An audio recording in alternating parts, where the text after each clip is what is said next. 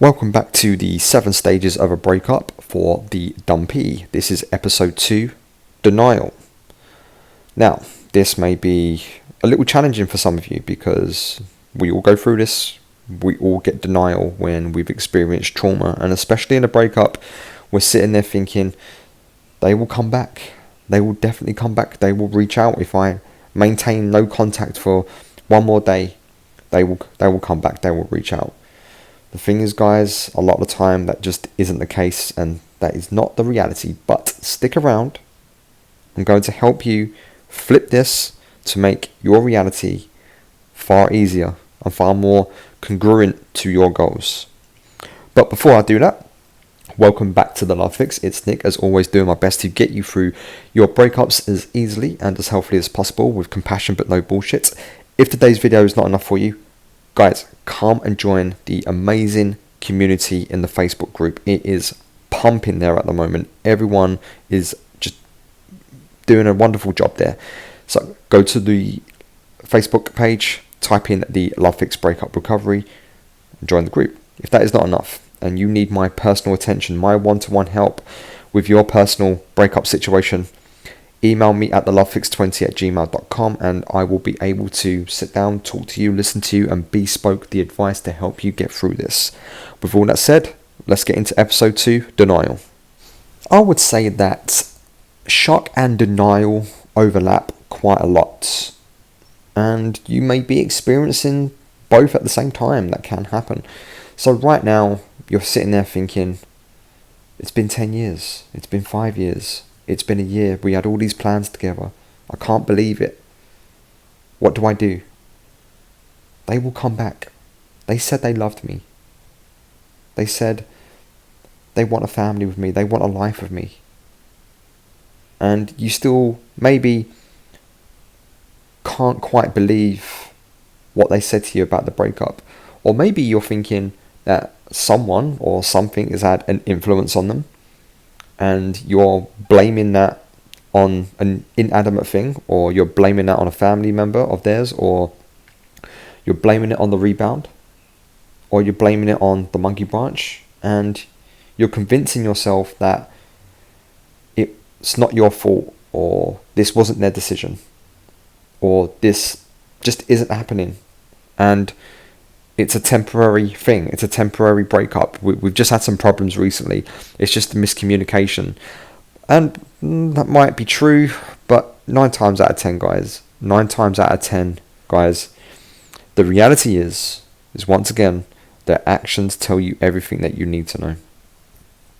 Now, denial can go on for quite some time, and it can be very toxic. It can keep you in a place where you don't want to be. And it's okay to be there temporarily. It's just not okay to be there for very long.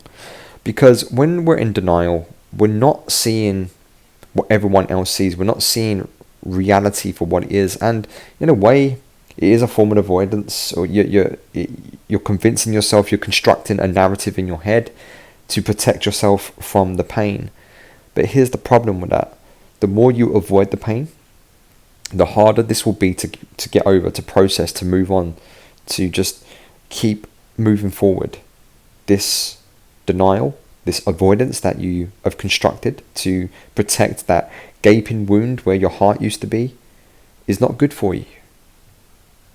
And when the medicine is becoming the disease, it's time to change the medicine. And maybe this is a little bit hard to hear right now. And it's done out of compassion, it's done out of love, it's not done out of malice or to say, oh, come on guys, you know you can do better than this. And whilst that is true, you can do better.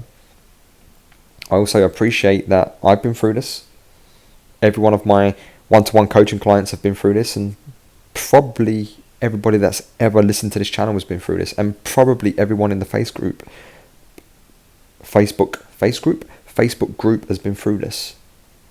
So denial can serve a purpose. It can protect you temporarily, but it will start hurting you more than it's soothing you. So guys, no one has influenced your ex. Okay, let me backtrack about that. Okay, sometimes that can happen. And I deal with clients all the time where they come from very strict religious families and the parents have a hold over that and they're telling them what to do. Okay, that can happen. But for most people, guys, that is not the case. Your ex made the decision to leave, not today, and not on the day of the breakup. They made that decision weeks or months beforehand to leave. It's just taken them a long time to build up the courage to find the best way possible to end it. And that, my friends, is the cold, hard reality. So, it's okay, once again, like I said in episode 1, shock. If you haven't seen that yet, go back and see it. Listen to it. It's okay to feel this right now. It's okay to process, and it's okay to not resist it and just let it wash over you and let it take you. And once you've done that, once it's taken you, once it's done its thing, it's caused as much pain as it's going to cause, dare it to do more. Say, come on, let's have it. You've already done your worst, you can't hurt me anymore. So I'm going to get up now, I'm going to walk towards you, and I'm going to confront you. And that's how you begin the process, is to acknowledge that you're having these thoughts, to acknowledge that you think someone or something has had an influence over your ex, or you think it's not really them and they're just going through a bad time right now, and that can happen. So the thing is, guys, it's very hard to grieve someone that is still alive, and that's essentially what you're doing with a breakup. You're grieving someone that is still alive. So sometimes we have to convince ourselves that this person is no longer in this mortal world. They're just they're now a stranger, someone you once knew. And that's very hard to do. But if you can flip that in your head, you will start to move on from denial. And you'll start to move to the good places, anger. And that will be the next episode. Thank you for listening. As always, you are enough. You will be okay. And if you need my help, you need my one-to-one attention to help you through this, to cut out the bullshit, to tell you what to do, what direction to head in so you can start healing, email me at thelovefix20@gmail.com and we can set up a one-to-one coaching session. I'll see you on the other side.